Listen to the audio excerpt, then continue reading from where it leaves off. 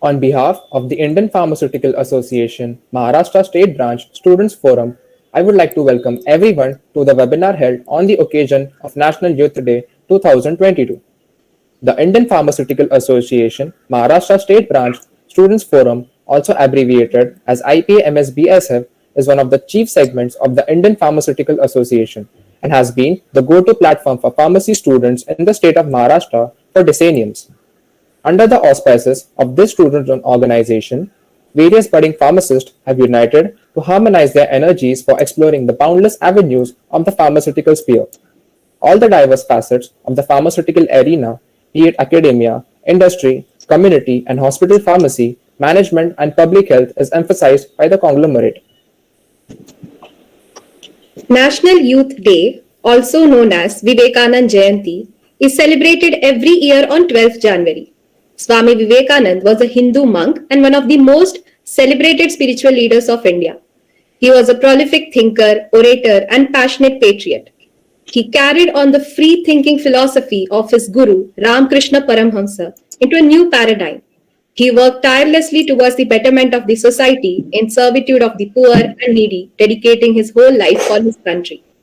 He was responsible for the revival of Hindu spiritualism and established Hinduism as a revered religion on the world stage. This young monk and his teachings have been an inspiration to many, and his words have become goals of self-improvement, especially for the youth of this country. For this very reason, his birthday, January 12th, is celebrated as the National Youth Day in India. On this note, I would like to welcome our guest for today, Dr. Giant Khandari. He has done his Masters in Pharmaceutics from University of Mumbai and PhD in Chemical Engineering from Pune on the topic Polymer Chemistry. He is an academician, scientist, and an entrepreneur. He is a professor at School of Pharmacy, MIT, WPU, and also the co-founder of Actorius Innovation and Research. He is also an innovator of OncoDiscover, which is a liquid biopsy technology, and he is a fellow of Royal Society of Chemistry, United Kingdom in 2014. We are pleased to have you here, sir. I would like to request Dr. Anand Shedge, Vice President of IPMSB and the mentor of IPMSBSF, to felicitate Dr. Giant Khandari. Thank you, Anand. Please accept, Giant, a token of appreciation and virtual bouquet. Yes, we'll receive it when we meet. Okay, thank you. Thank you, sir. I would now request Dr. Giant Khandari to start with the session. Sir, the stage is all yours. Thank you, Aditya Anupama. Thank you.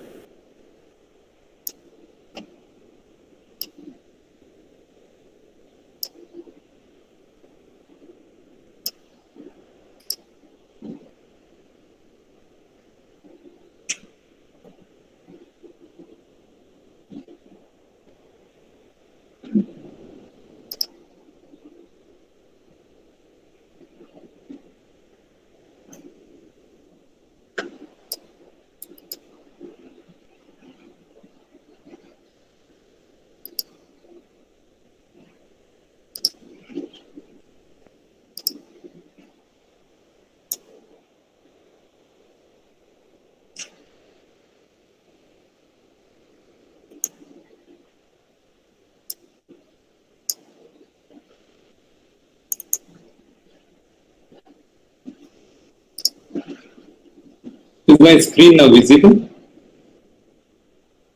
Yes, sir. Yes. Okay. So, good evening, everybody. Sorry to interrupt, but are you presenting the PPT? We could see your this list of people. Open PPT is not visible. No, PPT is not visible. So, let me go back. This is not a problem.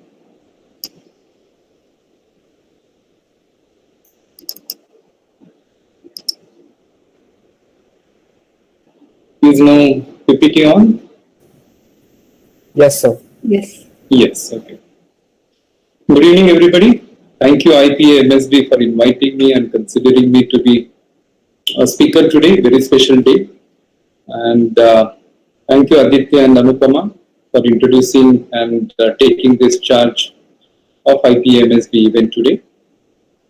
My good friend of a couple of decades, Dr. Anand Shedge, who has been a very active volunteer in this IPMSB and in general, and in particular in pharmaceutical research, clinical research. He's always an advisor, mentor, not to only students, but he has been advisor to me. What it matters is actually, his advices come from his bottom of heart, not from his brain. As Swami Vivekananda mentioned, that you should think not from your brain, and your action should be from your bottom of heart. So it's great privilege to actually speak on the objectives that are taken by any individual soul in his or her life. I'm going to read one of the finest quote that suits to students, that suits to researchers, that suits to academicians, that suits to technologists, and I'm sure that most of you have actually heard that quote from Swami Vivekananda. I'm going to say about what has been my mission, what has been my goal, what has been my dream, and what are my actions. I represent today as a CSO, Chief Scientific Officer of Actuarius Innovations Research Private Limited, and also I will present some part of work at School of Consciousness in general, because it's important that we now try to understand what is a conscious world, especially in this COVID arena. We are facing immense difference in our life since last couple of years, and therefore the consciousness of an academician and scientist and researchers is also being evaluated. The contribution of scientists in taking out the pain of society is important. I got little delayed in this talk because I was looking for an update of my father-in-law who has been admitted in hospital in ICU post-COVID with many morbidity. And that's what I think is the consciousness, that many scientists, many pharmacists, many researchers on this board probably will take up their capability, their capacity in translating their efforts to society. I think the whole goal of the Anand IP and MSB is to share the knowledge, share the thought process, share the wisdom, and if that helps in bringing, igniting the minds of the generation, probably that's an objective. It has been pleasure in speaking to youngsters, at least online today, and therefore this school which you see on the board is a school of a consciousness. And look at the faculty that what we have. We have the neurosurgeons who not only see the brain and do surgeries in the very complex neurological disorders day and night. It's the most stressful job that a doctor or a surgeon has.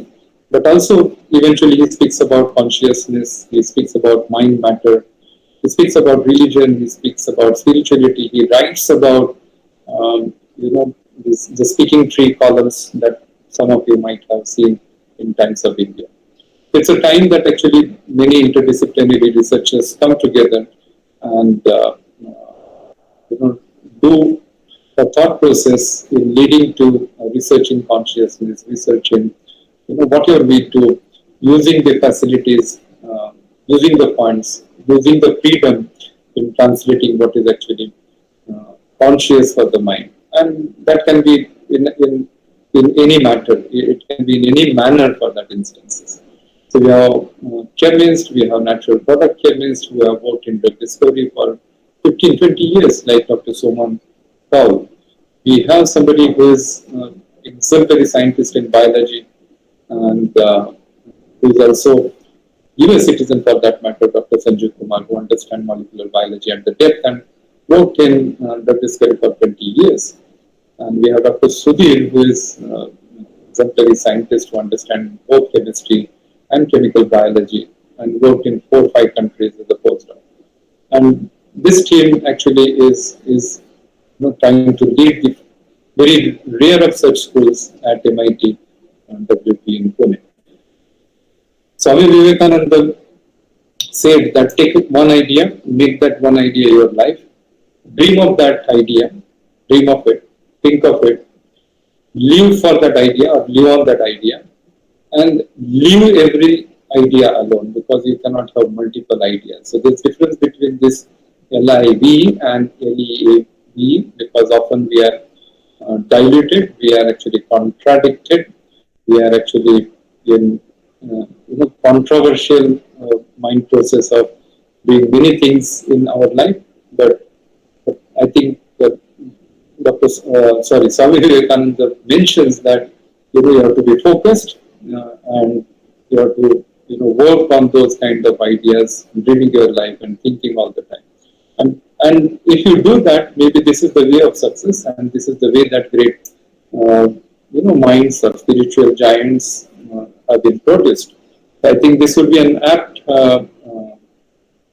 quote to remember today to Swami Vivekananda, and it would be good if we read about his life and let us know that how he advised and got noticed for his talk hundreds of years ago, and that actually speaks about this country, great India, as a nation, great minds, and probably our culture, our religions, and how do we practice it, keeping all societies in. I had a dream to do something for the society after reading this CV or bio sketch. What it matters is what you do to overcome some diseases and disorders. And therefore, I am going to talk about a technology. And this technology, what it does, it actually answers few of the questions. For example, we understand that what's more painful than a cancer relapse. And I'm going to talk about cancer at large, at India's first medical device that has been clinically evaluated in this country, and why it is actually important and how easy or how complex such kind of technologies, which are in the form of a liquid biopsies, is the context of today's talk. We know that it's very, very painful to get the cancer relapse, and the cancer relapse, especially not caught in time. And therefore, one of our mission is actually no cancer patient hear the words. It's too late, ever again. And therefore, early detection is, we assume, is half the battle won. So, before I come to the story of a technology of translation from lab to clinic, I would like to speak about what is our academic pharmacy group does at MIT WP. We have a team of collaborators. I'm going to talk about a little bit. We do research in cell morphology. I'm sure that many of the researchers are awaiting to give GRE examination or pass their bachelor's examination or master's, or some of them might be with the PhD. And they might want to probably move on from one academic degree to other sciences or other forms of innovations or insightness.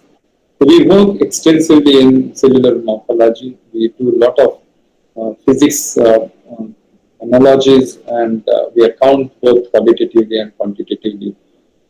How does cells behave when you actually put them onto different substrates? So we try to correlate how does the cancer cells in vitro in lab actually could be correlated, how they behave, especially in the diseases like in cancer, where we know that early detection is very, very important.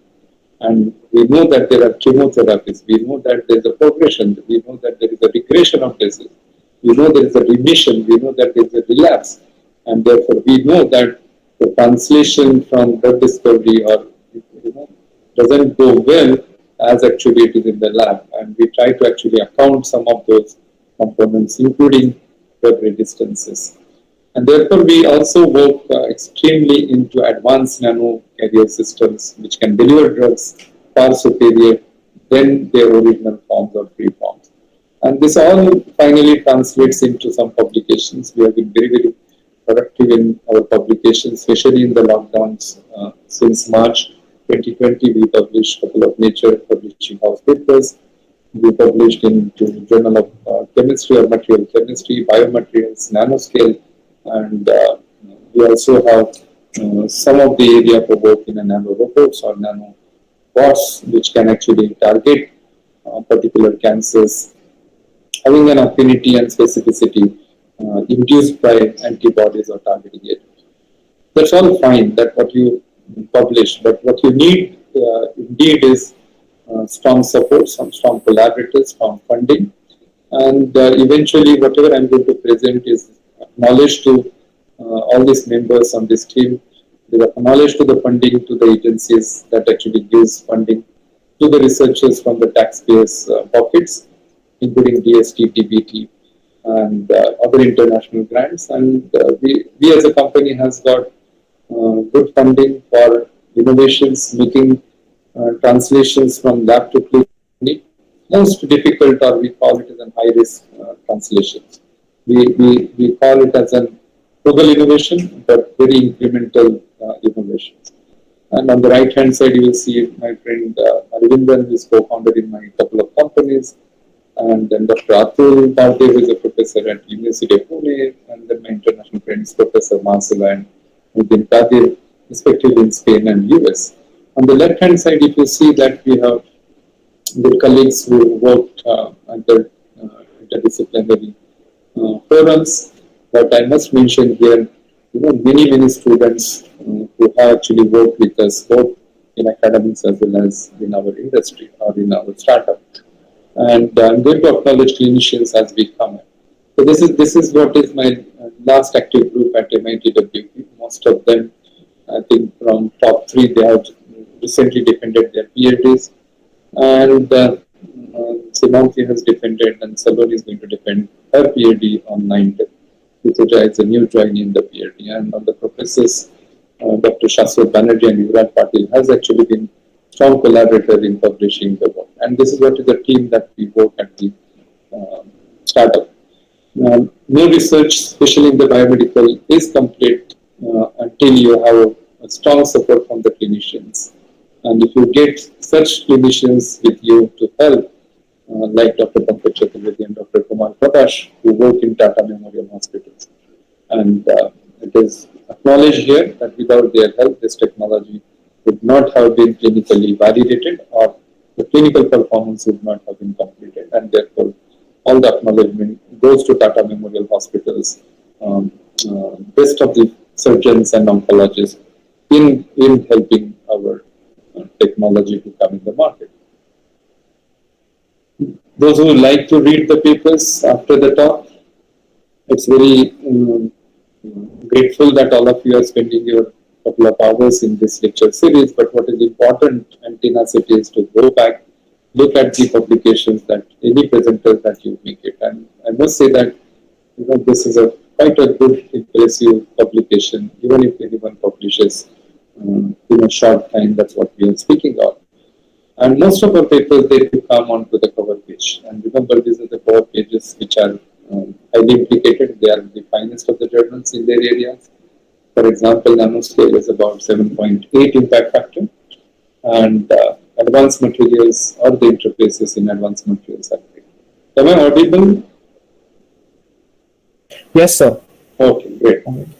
So, since there are many pharmacy students, I would like to speak a little bit about what we have done recently, not recently since 5-6 years, but recently leading into some of the bioequivalent studies or BA studies in NDDS platforms, however the legal system that what we have been doing in out licensing. So for example, on the left hand side, we have developed a technology which can take a drug to colon in the form of a delayed release, and it can actually be working on to the colon to target the colon, and especially IBD diseases, inflammatory bowel syndromes or the diseases, which is very common in European and American developed countries. And we use a single excipient and no coating, and we have created capsule shells where the drug could be filled, and the drug could have no release in stomach and intestine, because we know the delayed release, especially in the colon targeting, requires about 5 to 6 hours of uh, delay in releasing in the form of a profile of a brilliant release.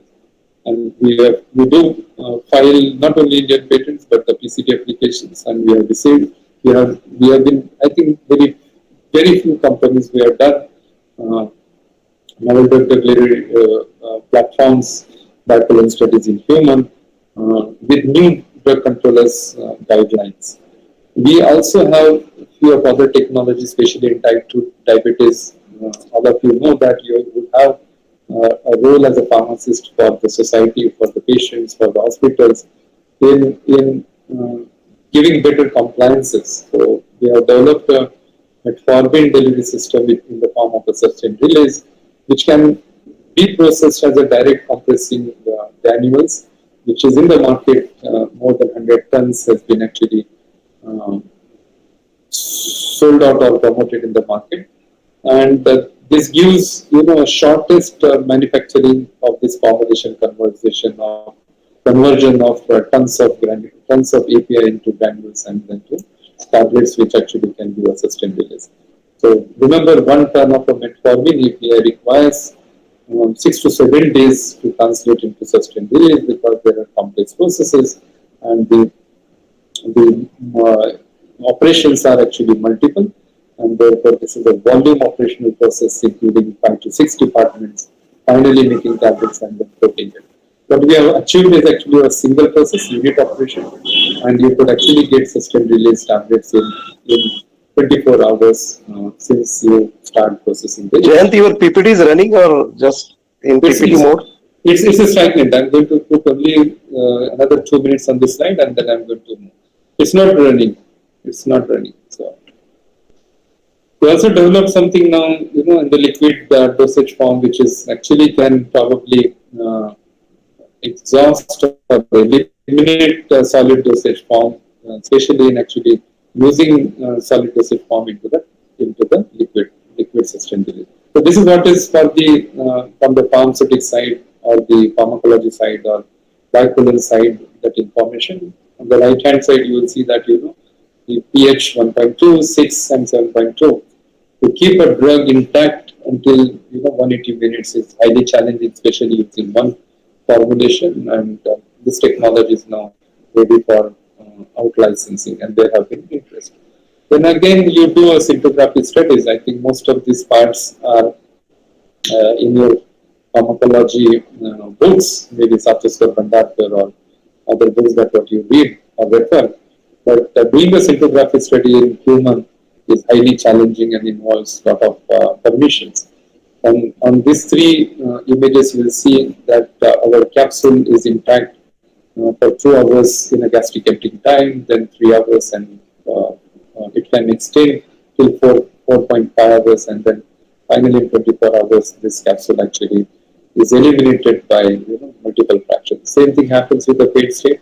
You can see that the capsule is intact with its radioscintigraphy dye, which is actually the one which is used in radiographical interventions, and the capsules are can be eliminated in 25 hours. So fast state as well as fade state, we have shown the proof of principle that it works and it's safe in human too.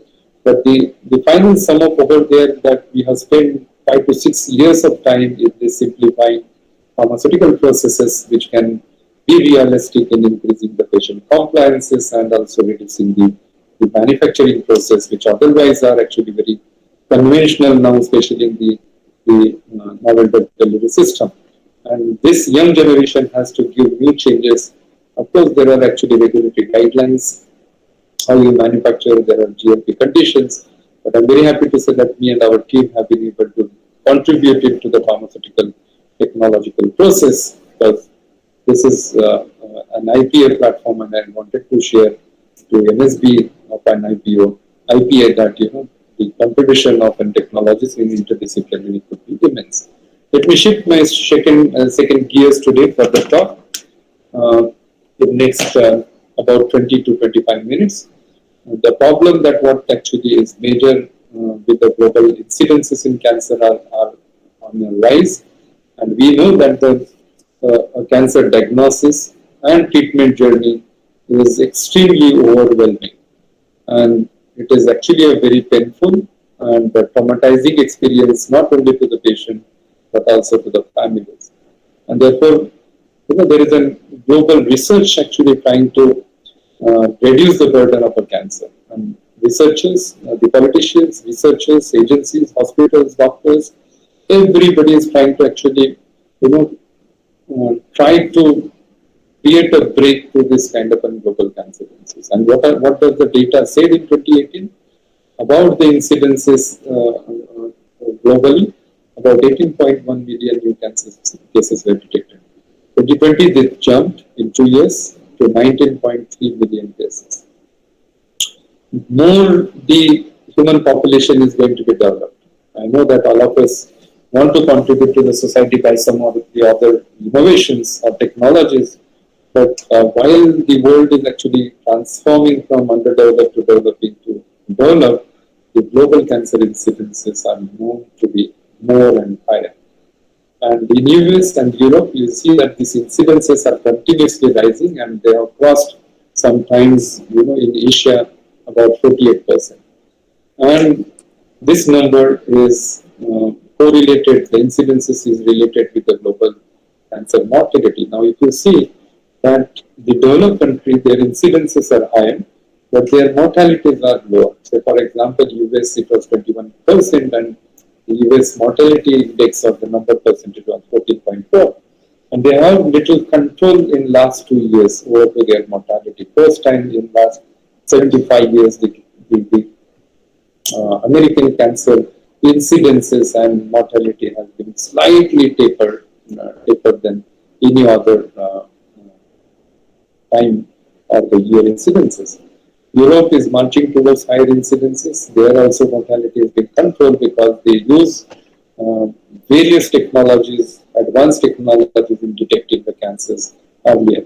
Therefore, the whole goal is actually to detect the incidences and prevalences of cancer as early as possible by methodologies and the methods that what we speak about, CT, PET scan, MRI, and other tools like sonographies, or pap smears in case of a pregnancy, or mammographies in case of the breast cancer. And there is a solid tissue biopsy, and there are also now buzzwords called as a liquid biopsy. I'm going to talk about it. But remember, there are three major reasons why this cancer incidence worldwide are increasing. Number one, according to Lancet 2018, it said that the world genetic population is increasing year by year. And the primary reason is because human health and the control and the management is getting better and better. Therefore, the lifespan of human is increasing, and the moment it increases at the geriatric old age, there are going to be changes, there are going to be physiological changes, there are going to be cellular changes, there are going to be mutational changes. And therefore, the cancer is a disease of mutations of about 25,000 genes. And there has been extreme capacity recently in accounting these mutations. And therefore, the discovery of new drugs is now not going to be like in conventional anti-cancer drugs that what we managed to get into the market has not reduced the burden of cancer incidences. It has treated, it has increased the lifespan, it has increased the overall survival, it has increased the progression-free survival. However, the number of incidences and the mortality indexes has not been changed. All that we have been able to do is to increase the lifespan in metastatic cancers, especially in epithelial regions, is not more than 6 months in many instances. So therefore, the question comes: where does India stand? So look that on board, our population of 1.3 billion is an immense population, huge burden to all the agencies. While there is great population, there is also advantage of this population. We have young population, we have huge intellectual capacities, we have great workforce, and therefore the whole world is looking to India, not only in the pharmaceutical science sector. As we know that we not only manufacture vaccines, but we are very rare of countries to also share the vaccines to other countries, which uh, for the fact of matter, actually, the more developed countries have not shown that kind of an societal, contribution to the countries who are actually comparatively poor. Our incidences 1.2 million in 2018, deaths 0.8 million deaths that were 2018 accountable. We have mortality, very high mortality rate. On the right hand side, if you see 5-year survival in developed countries is 60%, whereas in India is 30%. And the treatment is extremely with a lacuna. Why? Because there are only limited oncologists. We have about 2,000 oncologists in this country only. And therefore, one oncologist contributes in actually 2,000 patients monitoring and taking patients in the treatment. And this is a great burden to the oncologist. But remember, the incidences of cancers in every country and every continent is very specific. And in India, we have a highest burden of cancer in head and neck cancer. Incidence is crossing 2.73. Breast cancer and cervical are the female cancers, and these are the only cancers which can actually have early diagnosis. Breast by the mammography, yearly or eventually sometime, and cervical has an vaccine in the form of an anti-HPV, human papillomavirus, which is also, we know that cervical cancers are caused by the viruses, whereas GIT and other cancers are known to be also caused by bacteria. And we know that there are cancers which are actually pronounced by tumor triggers. So the second incidence is why the cancers are increasing after the geriatric population is the sedentary lifestyle. We know that in 1972 there was a famine in India, drought, and the generation probably doesn't know what does the drought means. But how does it affect the foods? Was scarce, and many people died. But new world is able to cater actually need of food. Of course, I think we will have a debate at the time, but those who can, world is in general producing a lot of food, and we are also actually, wasting a lot of food. But remember, the production of this agriculture and the food is extremely high, and to such an extent that our metabolic disorders, because of high consumption of food, is also leading cause of cancers. So therefore, if you can afford, if you can eat more, but if you cannot do an exercise and you are in a sedentary lifestyle, the metabolic disorders are actually going to trigger the changes, and that is the second cause of cancer.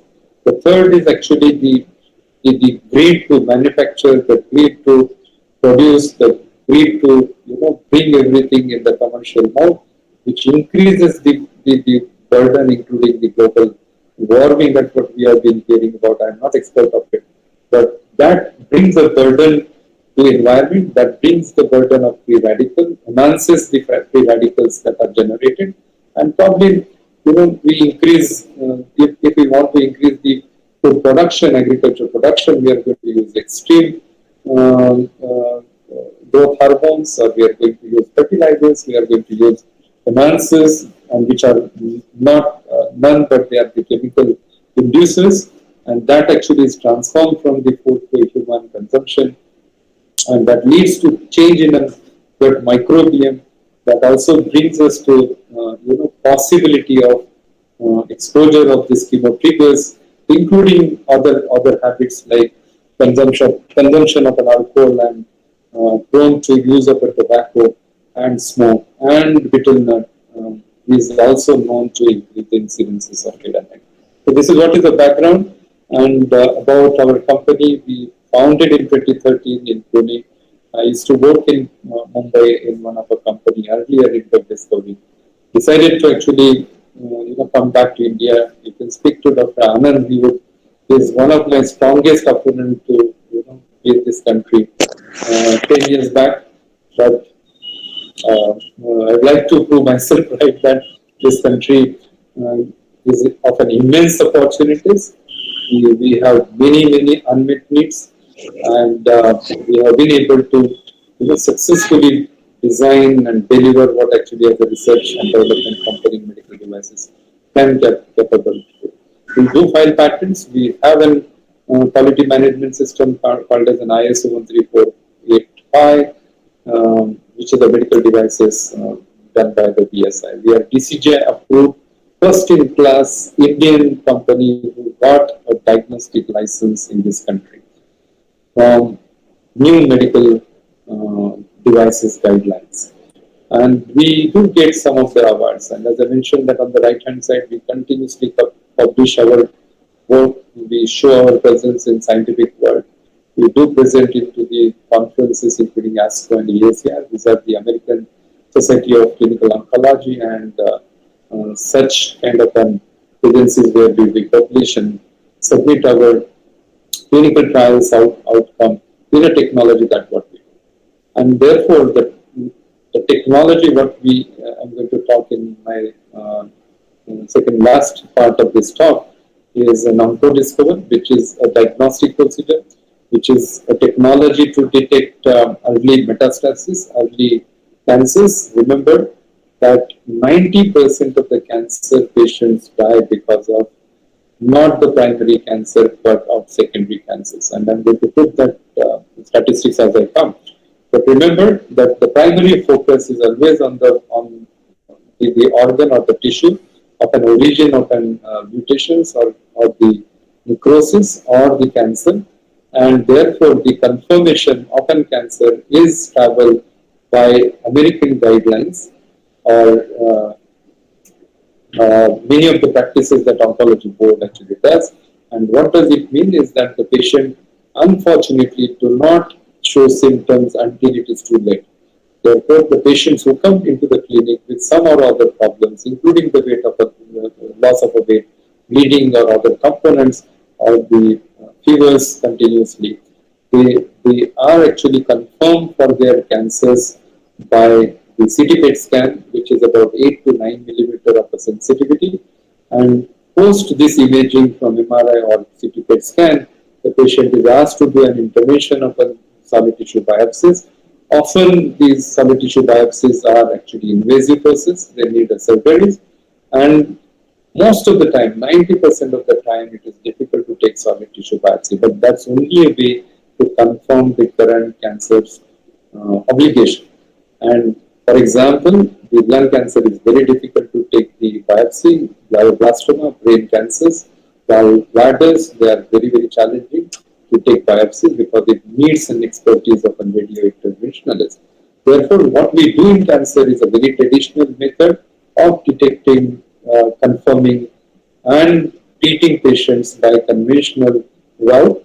And now there are technologies which are talking about precision diagnostics, personalized diagnostics, because we know that the cancer is the disease of mutations, and we know now that each of the disease can actually have signatures of mutations, and that can be accounted by advances in genetics, advances post 2003 era of human genome that are actually brought onto the table after decades of actually studies, and our computational abilities, AI abilities, artificial intelligence abilities have made this change immense. So what is an OncoDiscover technology process is on this slide. The patient is consulted, the hospital or the oncologist prescribes this. So sorry to disturb again, but we could only see a first slide. First slide, this slide, is there a moment of a slide now? No. We are able to see only the first slide. Yeah, now is the last slide, right? No. Can you see this? Can you read it? The best work in the pathology of Right, cancer. right. This slide is moved? Now this slide, right? Yes. So you are saying that so far we didn't have any slides? Yeah, only the first slide was visible till now. Oh, that's what Dr. Anand said. So how does this slide, you should have told me long back. Maybe. Okay. So you haven't seen this slide, right? Now are you moving your slides again? Yes. Are you? No, we are not able You to. go to slide mode, na? Yes, it's a slide mode already. What? what is happening? When you are in the slide mode, we cannot see the slides changing. I guess you have shared just the tab, right? That's why. You'll have to either share the entire screen. This is interesting. You are not able to see this slide more now. No. You can read now the best word, right? Yes. Okay.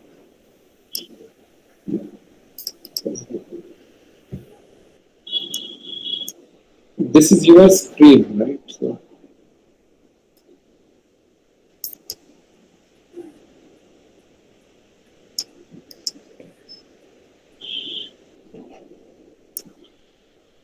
let me stop sharing and come back again. Sir, it will be advisable if you present your entire screen. Then such problems won't arise. Yes, sir. So I'll go back. Thanks for your inputs. My God, okay. My entire screen is now.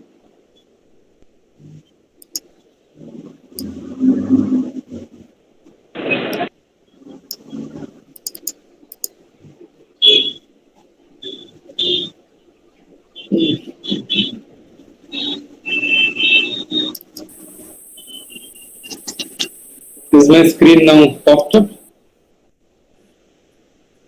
No, we cannot see your screen yet. Still disheartening to know because this is sometimes blocks.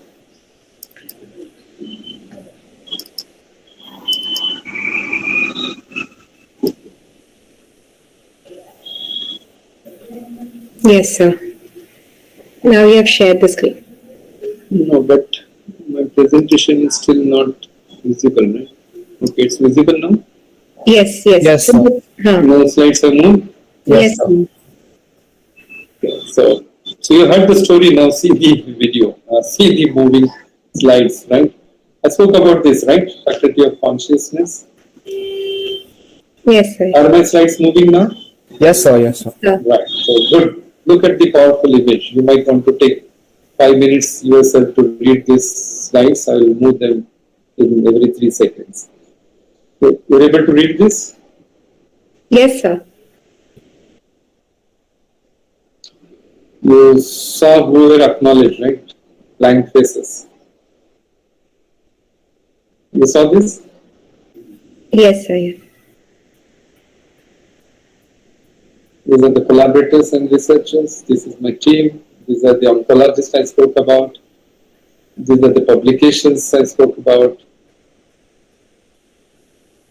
What you see now? The books, Over page, the right? pages, yeah. Okay, good. This was the technologies I mentioned. Sorry, this was the profile. And this is what is a symptography I mentioned about. Good, this is a rehearsal. Okay, so this is what is a global incidences data. Right, 18 billion that has moved to 19.3 billion, and this is expected to have mortality increase more than 10 million in 2020. It might move very rampantly in another decades. Therefore, the question comes: what is in India's statistics of a large population country? Head and neck is our predominant cancer. Breast and cervical are the female cancers. About 25 patients in 1 lakh population is actually prevalent in breast and cervical in women.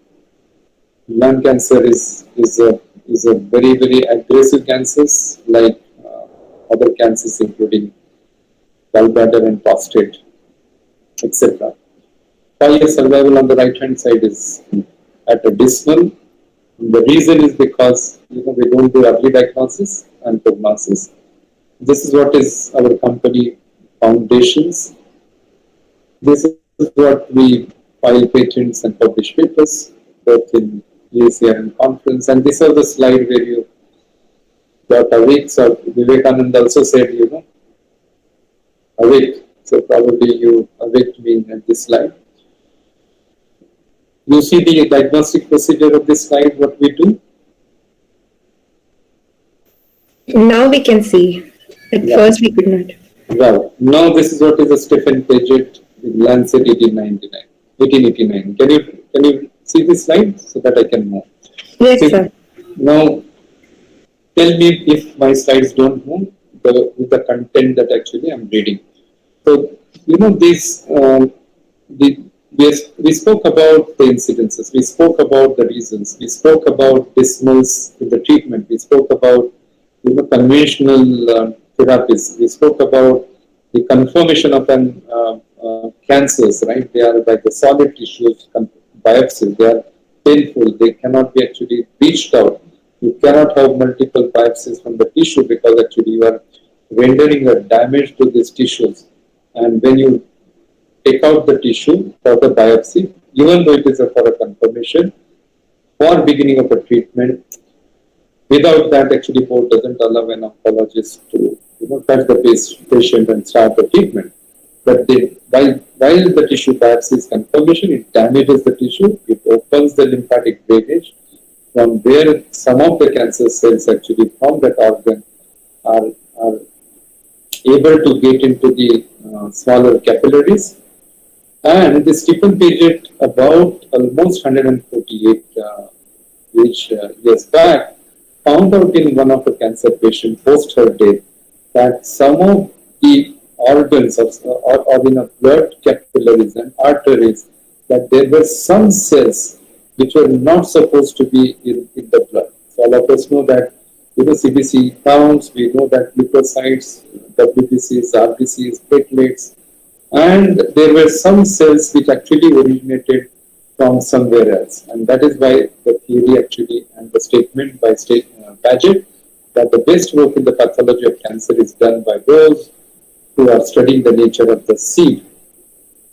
So what is actually that we do? What is our test? Now on the left hand side, I hope you are able to see the figure on the left hand side. Somebody please say yes. Yes, sir. Yes, sir. Right. Yes, sir. So look at the pinkish organ tissue, okay, which is of an epithelial origin. So most of 80% of the cancers are actually solid tissue cancers. They are of an epithelial origin. For example, lung, breast, colon, rectal, bladder, liver. These are all epithelial tissues, and therefore these organs, okay, when there are some phenotypic transition or the changes in this normal organ, there is actually one culprit, one first cell or few cells actually which are cancerous cells, which are in the specific molecular transitions, and we call them as an EMT cells, which is epithelial to mesenchymal transition. And these cancer cells, because they are differentiated, because they are actually unlike, because they are actually not the original, they have lost their actually division and control and of a growth, they actually cannot continue to stay in the organ as much as actually other cells like a normal cells. So what happens? They fall off, they shred from the primary tumor, and they express cell adhesion molecules, and therefore their cell adhesion molecule capability is lower, and therefore they fall off. They get shading continuously. 1 gram of an epithelial cancer shades about 1 million of our cancer cells on daily basis. 95% or more than that actually are eliminated by the body, because human body is humongous, capable, intelligent, and it is designed to eliminate unwanted cells. It can identify the normal cells, normal blood cells versus such cancer cells. So these cells, which are actually tumor cells, are the physicians which come into the peripheral blood and they circulate, and then they reach to the other healthy epithelial tissue, and then they start growing them. That theory is called as an extravasation. That process is called as an extravasation, and to the secondary organs of the distant organ, they actually invade. Therefore, the theory of extravasation and invasion and the theory of transition of epithelial cancer cells into mesenchymal phenotypes is very important, whether these cancer cells which are in circulation will cause cancer or not. But there are now thousands of papers which accounts this process predominantly. I'll define that these circulating tumor cells which are in the circulation, and therefore this term CTC, which is I'm going to now say the circulating tumor cells as CTC, which are used as a diagnostic as a prognostic biomarker, and it can predict many components, including minimal residual disease. The circulating tumor cells, if they come into the bunch, if they come into the clusters, they are more dominant. They can be 50 times more harmful in forming the distant metastasis. And remember, the primary focus of all the treatment is the primary tissue or primary cancers, but 90% of the patients die because of a secondary, and therefore there is a gap that these circulating tumor cells, which actually are in the blood circulation, cannot be easily identified because they are low in numbers, one cancer cell in billion of other blood cells. And this is a slide I think I should have put it early. Remember the formula that primary cancers versus the metastatic cancers. Only 10% patients die because of a primary cancer, but 99% of the focus currently, because of the limitations of and unavailability of these technologies, the patients do not have this facility. If you remember, today is an IPA day. Today is the birth day of Swami Vivekananda. And also, actually, you remember there are agencies like WHO, which we have been hearing a lot, have actually their preamble, and their objective is to make medicines, treatments, healthcare accessible, available, and affordable. So these three A's are the important aspect, and that doesn't happen because these kind of technologies are immensely difficult to be validated and bring into the societal utility for reason because they are scientific difficulty challenges because on the right hand side if you see there are only 2 or 3 cells in 1 ml of an epithelial cancer patient, for example. So at this point I would like to say that these kind of biomarkers, which are actually circulating tumor cells or circulating DNA, cell-free DNA, as we'll call it, or the tumor DNA, which are in the circulation. These are the biomarkers which can actually give a portion of information that actually transform from the origin of the tissue, which is actually inside the blood. So what is there in the blood is considered as that everything is written in the blood. And as I said, that 90% of the cancer patients die because of a metastasis is because what goes around comes around, and the culprit who does this transition is actually this kind of a tumor cell. So therefore, creating those kind of materials, material chemistry, and the biological sciences is very important. There are not many companies who have been able to actually design such kind of materials which are highly specific and efficient in capturing, isolating, and enumerating circulating tumor cells from cancer patients at any stage. Because if there were 5 circulating tumor cells, I think in the interest of time, I'll rush now. We have, I think, another. Can I have another 7 to 10 minutes? Yes, sir. Right. So I'll keep my time to 5:05 or 5:10 at max. Before I go to the next slide, remember that the circulating tumor cell process in detecting in the form of a liquid biopsy is non-invasive, unlike your tissue biopsies. They are highly validated. There are more than 25,000 clinical trials being done in correlation of this as a predictive biomarker in the survival of a patient's or overall survival. They can elucidate the phenotype and genotypic information. It can talk about longitudinal disease surveillance, whether there is a minimal residual disease, because often there is an objective in cancer treatment is to cure the patient. You might hear some of the patients actually get cured or they are disease-free. But the absence of tissue unaccounted by the PET scan is not actually the definition of a disease-free status or minimal residual. In fact, the absence of a cell-free DNA or circulating tumor cell is the condition where actually the patient could be defined and confirm that the patient is diseased. And we know that now why the patients who did not have a PET scan positive on their follow-up to the hospitals actually come back with metastasis where we say that now nothing can be done. And the reason is because of this circulating tumor cell become a seed for a distant metastasis progression. And that is what is actually this kind of a powerful technologies can do it. It can also account for the treatment responses. And all of us know that not all patients are similar, especially the breast cancer or lung cancer or colon cancer, because in breast cancer there are three different types: ER positive, or estrogen positive, or progesterone hormones positive. There is also called as an HER2 positive, which is another marker which is in the present in the book.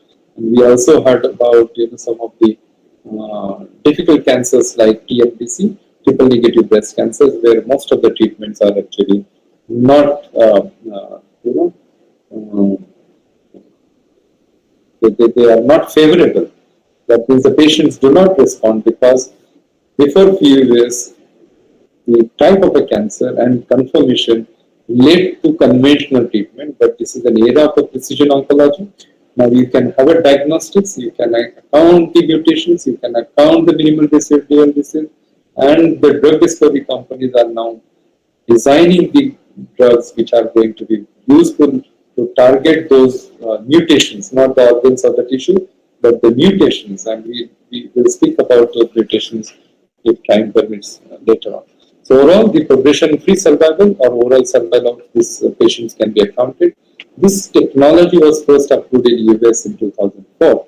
And remember, 2019 we got first approval. So we are lagged to this kind of an accessibility of this technology, not because we do not have patient population, not because there are no great researchers in this country, not that we cannot afford research funding, but because we do not take those challenges, like Swami Vivekananda mentions that, you need to take one challenge, ignore all other nights, focus to your objective and try to succeed it. So that if you succeed, it's good. If you fail, even it was actually important to do so.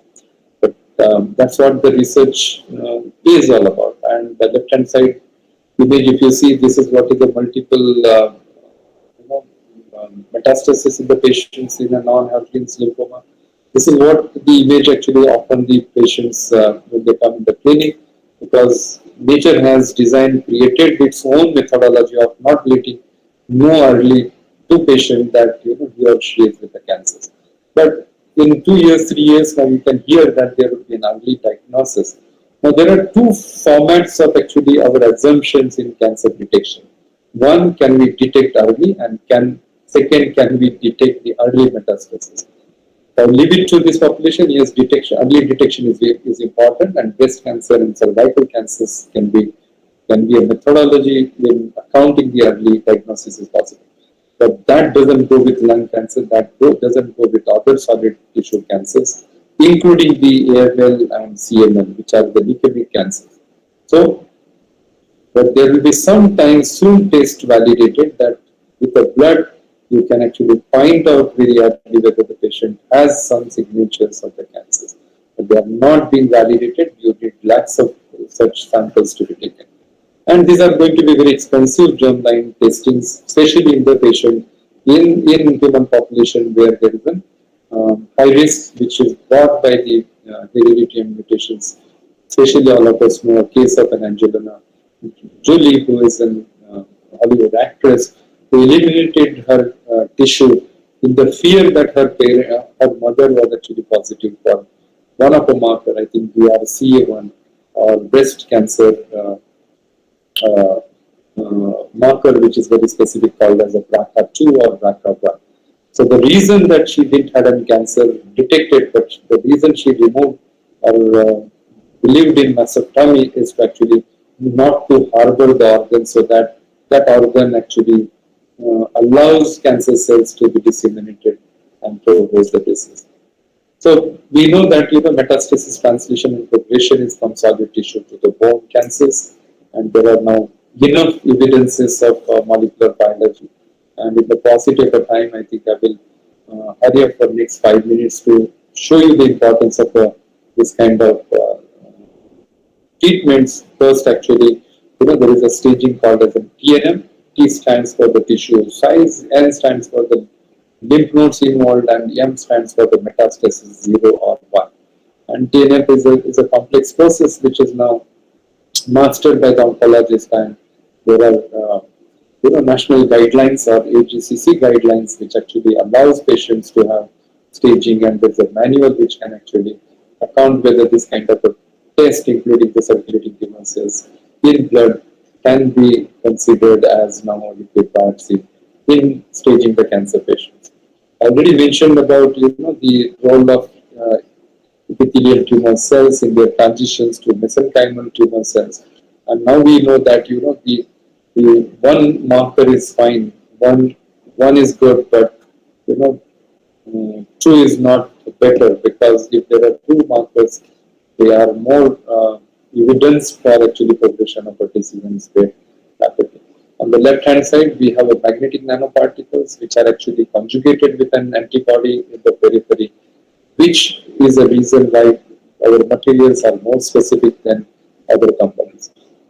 I must say that very humbly here, that OncoDiscover is India's first in-class medical device approved in this drug controller of India, which actually was made available. We are only first company in India to do that, and second company in the world to get this regulatory approval.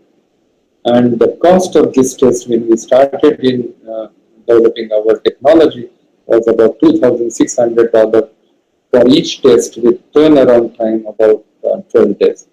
We are very happy that we have brought this turnaround time to now 1 day. We get samples from all over India, including Kashmir to Kanyakumari. We know Kanyakumari is very known for Vivekananda's. There's a great statue, if some of you have seen over there in the southernmost part of India. We also get samples from the Kolkata as well as Bombay often.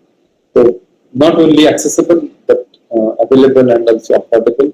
This test was extraordinarily exorbitantly expensive for the population of third world or the developing countries.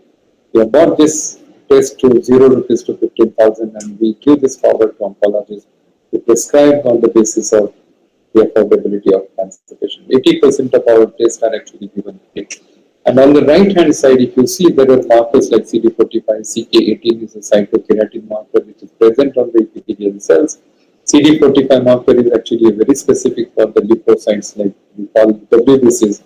And WBCs also carry the nucleus, so there should not be any confusion. So the green, red, and blue image is merged, and this is what is a circulating tumor cell in breast cancer patient of one of our recent blood sample.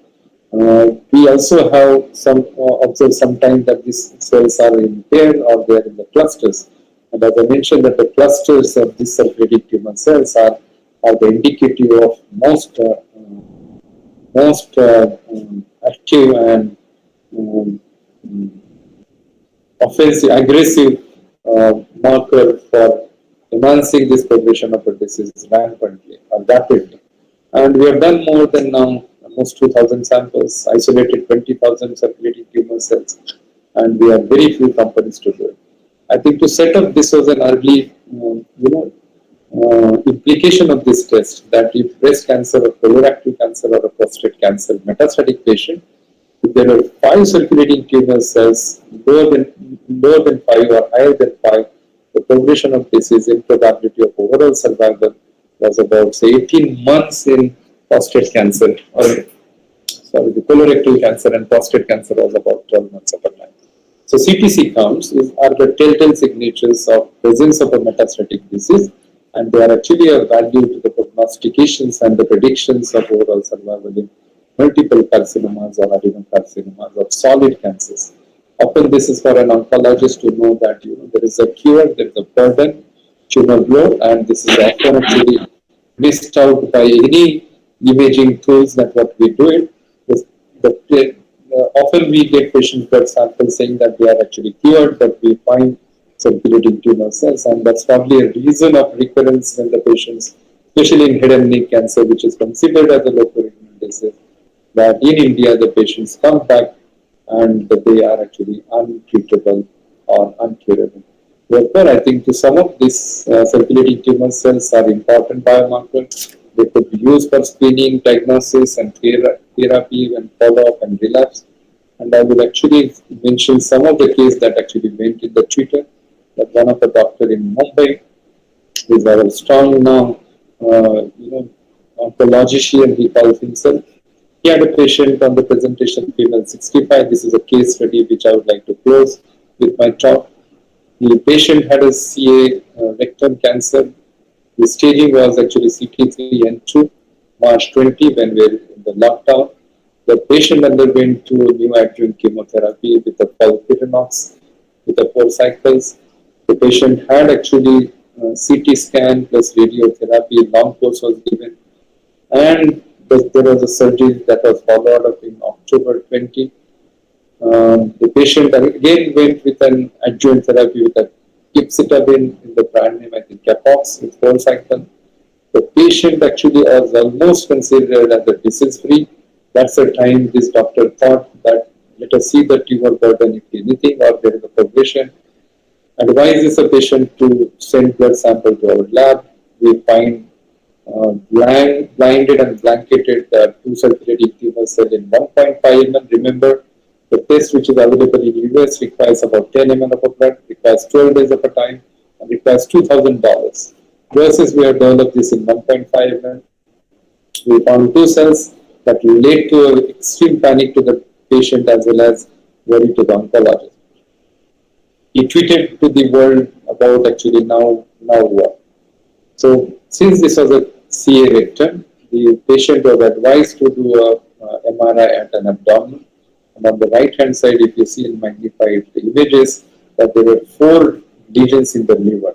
Because we know that the colon and rectum cancer translates into the metastasis progression in the liver. And if this patient would not have done this blood test, would have come with an immense metastasis in the liver with very short survival, about 4 years, 4 months to 6 months for that matter. The patient was advised to take a SRT radiation therapy, which is in Tata Memorial Hospital, costing about 10 lakh rupees. And today we do not find the patient with circulating tumors.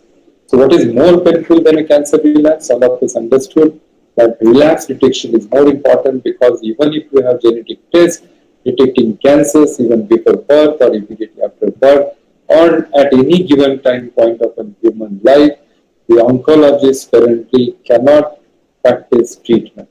But what is important is that the surveillance of these patients is important so that we can catch cancer relapse in time, so we reduce the burden of secondary treatments and detect the patients, and it should not be too late for these patients to listen. I think I will be discreet. These are the few cancer cells, and this is a clinical trial. And thank you all of you for hearing me and keeping patience and accepting my slides movement stagnant. I'm so sorry for it. Thank you, Anand. Thank you, Dr. Shetty, for inviting me today and considering to be a speaker in this virtual platform of an IPA MSB. Over to you. Thank you, Jayant sir. That was very insightful session, and I'm sure our audience must have gained great knowledge. So participants, if you all have any doubts, you can write in the chat box.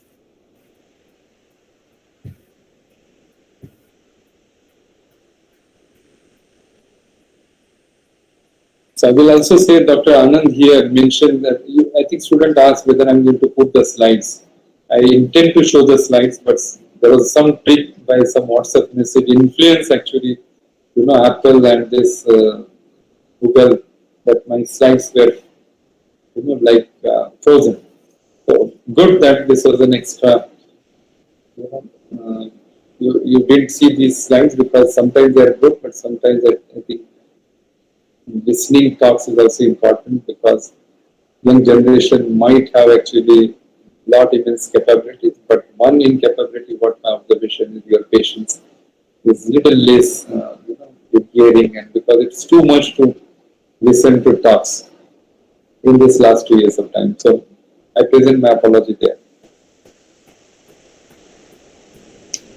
That's okay, sir. So I guess nobody has any doubt. So now we have come to the end of the session. So now I would like to call upon Mr. Sagar Pasi, the Public Health Officer of IPMSBSF 2021-22, to deliver the vote of thanks. Thank you, Anupama. It is a great honor for me to propose the ending note today. Firstly, I would like to thank our speaker, Mr. Giant Khandari sir, for his insightful knowledge and taking out time from his busy schedule on the occasion of National Youth Day. Thank you, sir, for giving us the knowledge about liquid biopsy in detecting cancer by onco discovery technology. The main aim of the day is to make the better future for the country by motivating the youth through the ways of their life and ideas of the Swami Vivekananda. Next, I would like to thank our mentor, Dr. Anand Shedge, for his support. I would also like to thank Ms. Anupama and Mr. Aditya, our wonderful host for today, and guiding us throughout the session. I would like to thank Ms. Michelle and Ms. Samruddhi for all the technical support and every IPMSBSF member for making this event successful. Thank you all and happy National Youth Day. Before leaving, please fill the feedback form that is circulated in the chat box. And for further updates, make sure to follow us on our social media handles. Thank you for joining us today and have a very good evening. Thank you. Thank you, all of you. Take care. Thank you, sir.